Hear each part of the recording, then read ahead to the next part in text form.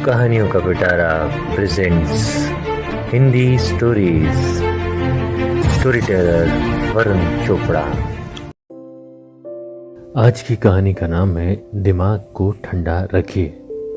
एक बार एक आदमी किसी राजा के दरबार में पहुंचा और उसने कहा, महाराज, मेरे पास 2 रत्न हैं, जिनमें से एक बेशकीमती हीरा और दूसरा साधारण कांच का टुकड़ा।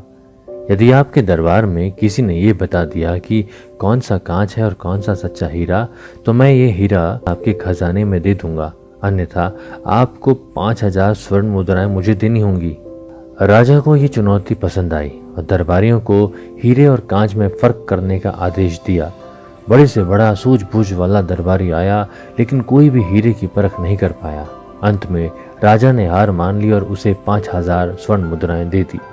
अब वो आदमी दूसरे राज्य पहुंचा और वहां भी उसने यही शर्त रखी, लेकिन वहां भी कोई फर्क नहीं कर सका और शर्त के मुताबिक राजा को 5000 स्वर्ण मुद्राएं देनी पड़ी।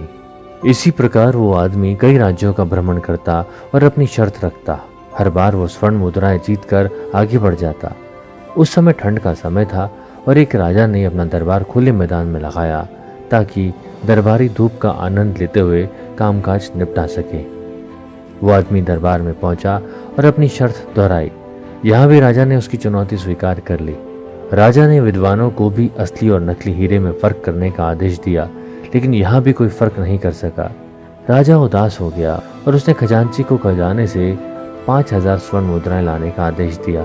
तभी एक दरबारी जो जन्म से अंधा था, उसने कहा, महाराज, खजांची को भेजने से पहले एक बार मुझे इन हीरों को परखने का अवसर दिया जाए। राजा तैयार हो गया। वो अंधा दरबारी बारी बारी से दोनों को छूकर एक टुकड़े की तरफ इशारा करके बोला, महाराज, ये है सच्चा हीरा और दूसरा वाला साधारण कांच का टुकड़ा जिसका कोई मोल नहीं है। हीरे वाले आदमी की आंखें चमकी और वो बोला, बिल्कुल सही कहा आपने, लेकिन आपने इसे पहचाना कैसे? उस अंधे आदमी ने जो जवाब दिया, उसे सुनकर वहां राजा सहित सभी की आंखें खुली की खुली रह गई। वो बोला, जो भी सच्चा हीरा होता है वो धूप में भी ठंडा रहता है, जबकि साधारण कांच थोड़ी सी गर्मी मिलते ही गर्म हो उठता है, बिल्कुल हम इंसानों की तरह।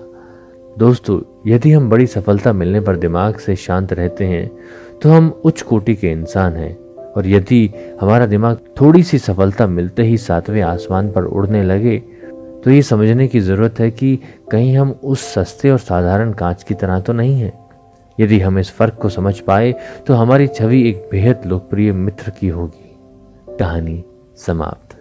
तो कैसी लगी आपको कहानी? कमेंट बॉक्स में टाइप करके ज़रूर मुझे बताइएगा। चलता हूँ, जल्द मिलूंगा नई कहानियों के साथ, कहानियों के पिटारे में मेरे यानी कि वरुण के साथ। तब तक अपना ख्याल रखिए और स्वस्थ रहिए।